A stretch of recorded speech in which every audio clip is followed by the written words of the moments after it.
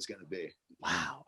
And so with that in the rear view, you could squarely focus on winning your first AA state title. Yep. And as luck would have it, another iconic match, you and Chris Spangler. Spangler had been a state champ at 103, and then he had bumped his way up. But that year he was undefeated and ranked super high nationally. You were ranked, I think you were both ranked top 5 nationally. Yep. And you guys met in the semis. And I was watching it today. The chills are on my body now. I've never heard Assembly Hall that loud. What were you thinking in the tunnel before you went out there? In the tunnel, confident, a lot of belief, the same thing as always. Move your feet, pull on his head, get to the third period, and that's when you can, if you're in shooting distance, I was going to run them down. That was always my philosophy. I didn't think I was going to get taken down in the first period 3 times, but I felt like, there was very few ways, unless I went to my back, that he was going to be able to outscore me for 7 minutes. So my thought process was go out there and defend your legs. I didn't get that part down. But were you panicking at all when you had the third takedown in the first? No, no panic ever. Okay. That word really doesn't exist in my vocabulary. Let's go. Come on now. It is what it is. Panicking wasn't going to help me no matter what. So I think my thought process, my mentality was just, I got to find a way to slow down these attacks, because I was just stepping right into them, Yeah. I literally was, it almost looked like we were drilling when I watch it, and I don't know if that was like some of that performance anxiety or some, trying to work myself into the match. But I remember when he got me in that kind of 3/4 Nelson, and he was just kind of wrenching, and I just had my hands out. I just felt like he was trying to choke me out.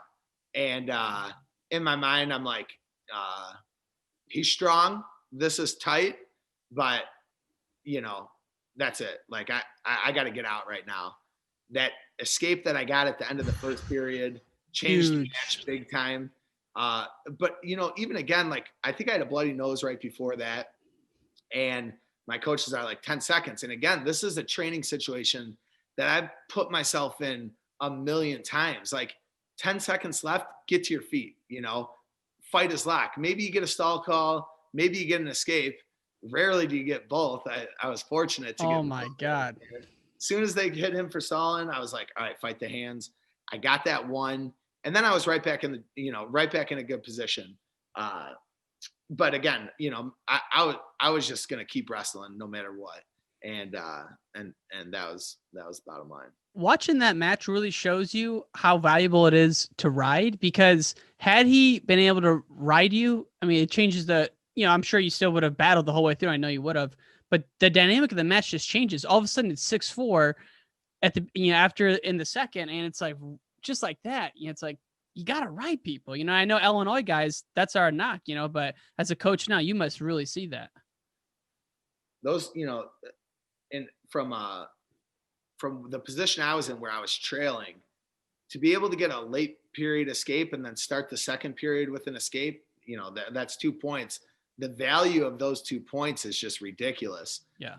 It's just as valuable as a takedown, not to mention just the momentum shift and everything. So you're right. I mean, that was a huge moment in the match, but even, the way the match continued to progress as the second period came on, when I finally got the first takedown, and then especially the third period, I'm not saying this in a disrespectful way or anything, but I think I could have got 2 or 3 more takedowns in that match. Like I was in a position to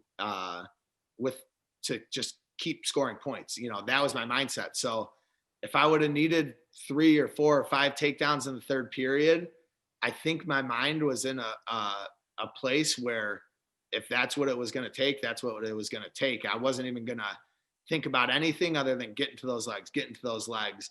And, Ed Giese was doing the call. I watched the match recently, and he did such a great job. He stayed super neutral, and you could see at the beginning, he was like surprised that Spangler was getting in as easy as he was, and the match was going the way that it was.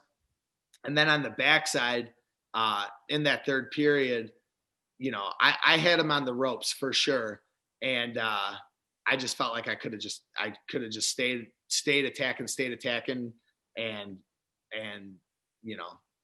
kept Dude, scoring points.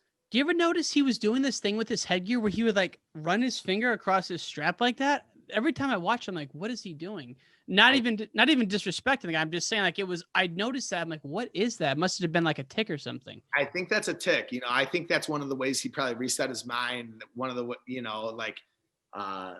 and there was a couple of things throughout the match. Like one time he took a roundabout way to the circle, and that was one of those tells for me when I was getting guys was, for me, it was a race back to the center. You go out of bounds, it's a race back to the center. No walk-in, no take your time and recover. Mm-hmm. It was first one back to the line, antsy, like, I want to get this match. Keep going.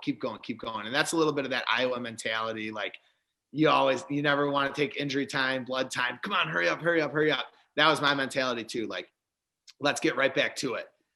Some guys like Burroughs fixing a sock or, all different stuff like that. I think Kendall Cross has some good stories about how he wanted to reset his mind when they'd go out of bounds. And for me, I was watching what my opponent was doing, because if they just wanted one extra gasp of air, I felt like I was getting to them, and that would be blood in the water for me. You were war machine mode, dude. You were going. Yeah. Dude, sure. And once you finally, and for folks who are listening, check out this match on YouTube. Blanton Spangler, just unbelievable. And there's just so much else that goes into it with the perception of the Spanglers and how tough they were. And it was just a lot of drama involved. So it was really fun. And just the noise level at Assembly Hall was berserk. And this was a Saturday morning. So it's just a really iconic match.